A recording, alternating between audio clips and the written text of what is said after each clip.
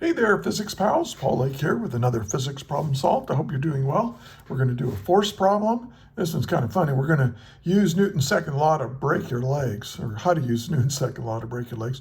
Don't do this at home, okay? Very, very dangerous problem. We're going to be using Newton's second law, and we're going to be talking about an object in free fall. And this is actually not a crazy difficult problem, but it is a two-part problem. And problems like this sometimes give students, some difficulty. So let's read the problem. A 60-kilogram man steps off a 1.70 meter high platform and falls onto a concrete surface below. The fool forgets to bend his knees. Once he makes contact with the concrete, it takes 0.025 seconds to come to a complete stop. What force is transmitted to his leg bones in newtons? And let's just, for fun, let's convert this to pounds of force. If 1 pound is equal to 4.45 newtons. And what is the likely result? Well, it's kind of in the title of the video here. All right, now let's write this up. Now, I got this problem from one of my tutoring clients. So if you might benefit from my tutoring services, check in the description. There's a link that will tell you how to get in touch with me if you might benefit. I'm pretty good, and I can save you a lot of time and stress. All right, let's get started here. So here's what we've got. We've got some kind of platform here. I'll just draw. Here's the concrete ground, and here's some platform, and here's our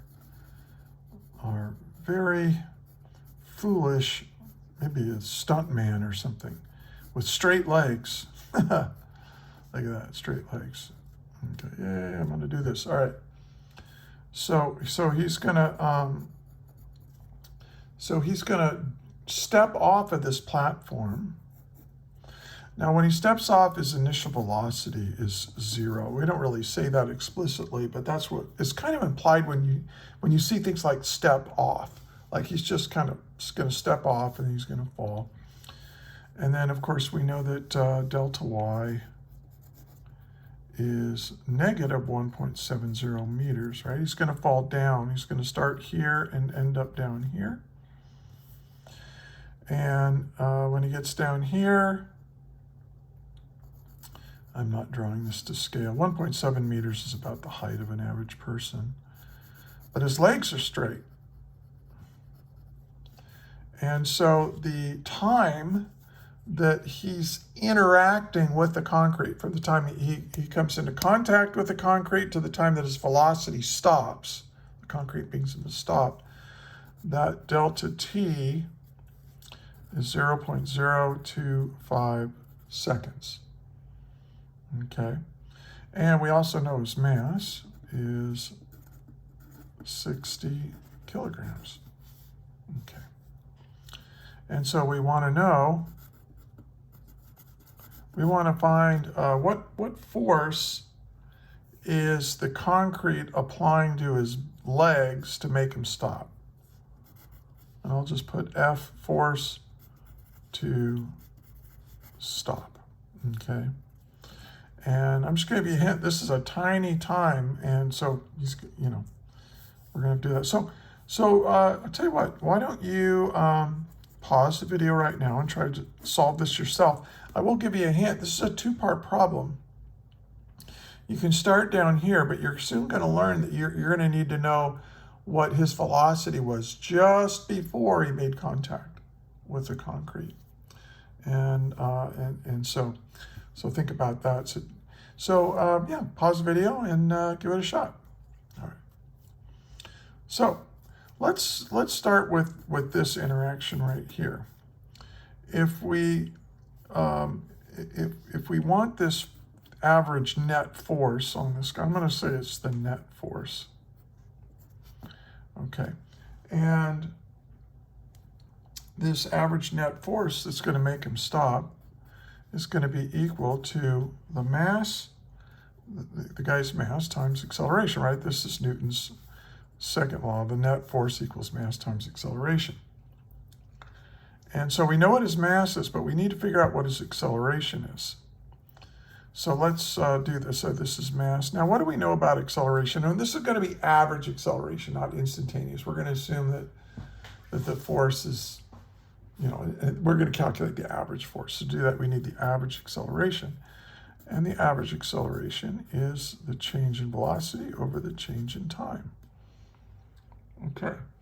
Now this is equal to the mass. And we know what this change in time is, right? That's that 0.025 seconds. So now the change in, so mass times change in velocity, that's his final velocity minus his initial velocity. Now this is the final initial velocity applied here over delta t. And again, we know what delta t is. Now, do we know what his final velocity is? Yes. He's going to hit that concrete, and the concrete's going to make him stop. So his final velocity is his velocity when he stopped, and that's going to be 0. So what we need is we need his initial velocity for this part of the problem, okay? So how fast was he going just before he hit the concrete? That's what this initial velocity is. Okay, well, let's go back to this part of the problem when he's jumping off. His initial velocity here is 0, and his final velocity is going to be whatever that velocity is when he's fallen 1.7 meters. And so if we treat this as a two-part problem, his final velocity for the free fall part of the problem is going to be his initial velocity for this. So I'm going to call this the final velocity for the free fall part of the problem is going to be equal to that initial velocity right here. So when he steps off, can we figure that out? Yeah, I mean, if you remember your free fall equations, okay. Well, let's go ahead and list them. V equals V naught plus AT, and delta Y equals V plus V naught over 2 times time, and delta Y equals V naught Y times T plus 1/2 A and the YT squared. And of course, V squared equals V naught squared plus 2A delta Y. Okay, so these are the kinematic equations, and I should put Y subscripts on all this stuff here. Okay, so now which one of these should I use to figure out how fast he's going just before he hits the concrete? Well, one of the things I realize is that I'm not given how much time it takes him to fall, and I'm not trying to find the time that it takes to fall. So I'm going to use this equation right here because it doesn't have time in it. Now, if you did solve for time and then you could plug in, you could do a two-step process to figure out what the final velocity is. But you don't really need to do that. But if you do, remember this time right here, this is the time it takes for him to fall down, not the time it takes for the concrete to stop him. This is a tiny fraction of time. This might be, I don't know, like half a second or something. All right. So let's figure out what that is. So we're going to say his final velocity squared is equal to his initial velocity squared plus twice the acceleration times delta y. Again, this is for the part of the problem where he stepped off the platform. Now, his initial velocity in the y direction is 0, right? Because that's what he just stepped off. He didn't jump up or anything like that. And we know what the acceleration is. He's on Earth, presumably. And we know what delta y is because that's given. So we can solve for the velocity now. So our velocity is equal to the square root of 2a delta y. So we take the square root of both sides. But one thing to remember mathematically, if you take the square root of something squared, the answer is either can be plus or minus. It can be positive or negative. and it depends, and because you lose that information when you take the square root of something squared, you know, you lose the information on whether it was a positive or a negative velocity. But we can, by inspection, looking at the problem, we know that just before he hits the ground, his velocity is going to be down, which we're going to say is negative. Okay, so we're not going to use the positive, we're going to use this negative. So this is going to be negative square root of 2 times negative 9.81 meters per second squared. And then delta y is negative also. Do you see how he's falling down? So negative 1.70 meters, just meters, yeah, just meters. And this is good. We have a negative times a negative. That means we have a positive under a radical. Now, if you end up with an imaginary number, that is, you're trying to take the square root of something that's negative, the most common mistake is not seeing that the acceleration is in a downward direction and the displacement in the y direction is in a downward direction. So these are both down, and I usually make down negative. So those two negatives are going to make it positive. Multiply them. Okay, so let's do that. So let's clear. So we have 2 times 9.81 times 1.70. Yeah, I left the negatives off because they cancel out. That's equal to this, but don't forget to take the square root, and I do that by raising it to the 0.5 power, and that saves me a couple of keystrokes, and I get 5.7, we'll round it up, 5.78. 5.7, well, you know what, I'll just keep that extra digit, 5.775, because this is not my final answer. Meters per second.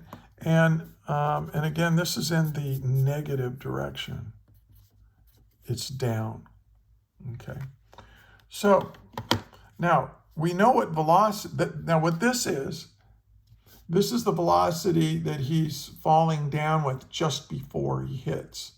So this is the final velocity for the free fall part.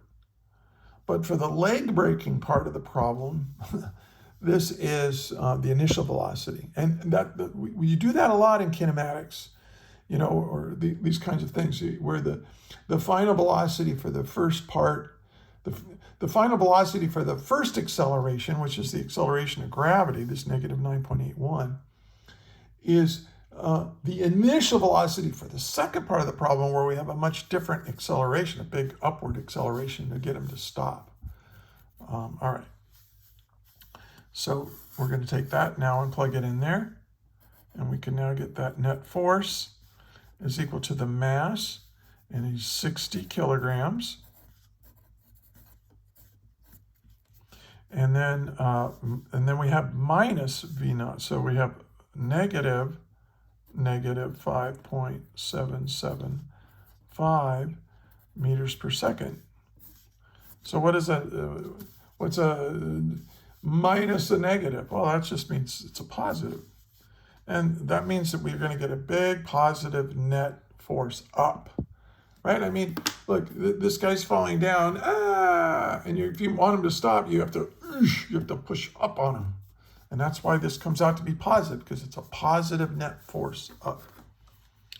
Okay, so we have 0 minus negative 5.775 meters per second.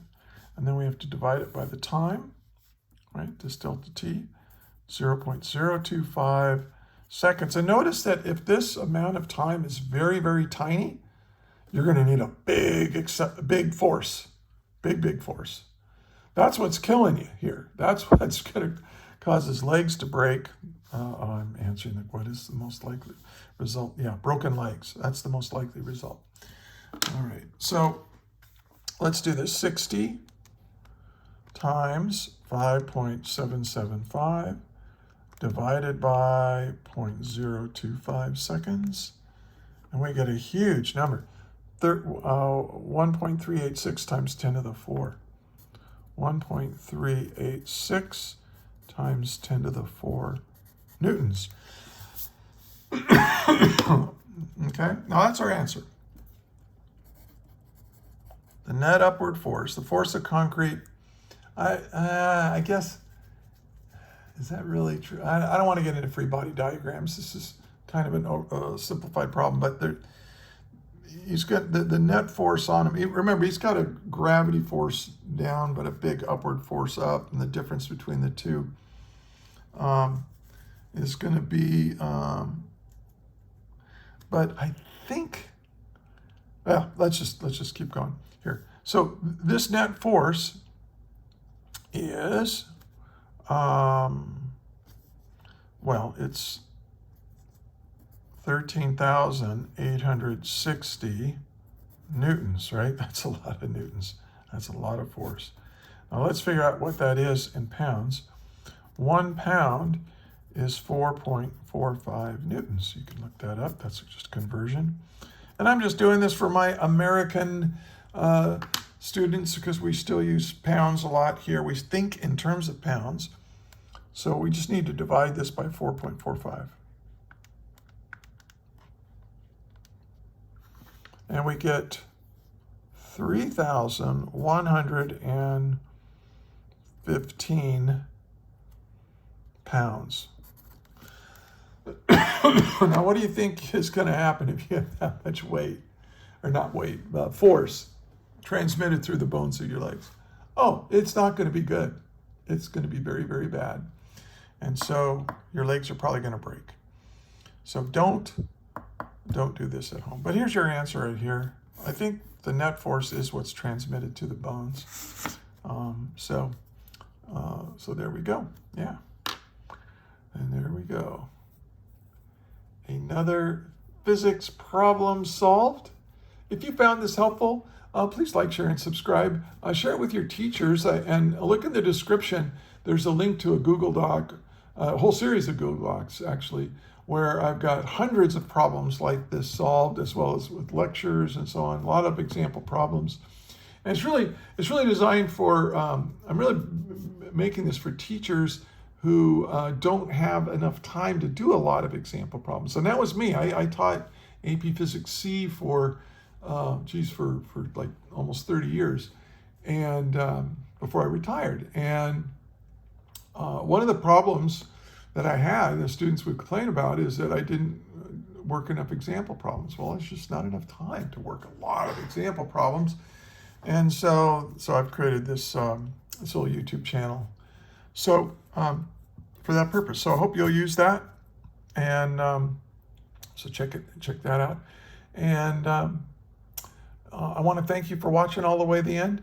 I also want to thank you. Hey, thank you for being a physics student, because if it weren't for hardworking, smart people like you learning how the universe works, our technologically based civilization will crumble. Okay, so you're doing good. We need you. We need you to learn this, and I know it's a challenge, and I'm here to help. I'm here to help. So again, thanks for watching all the way to the end. And until the next video, may the net force be with you always. That is all.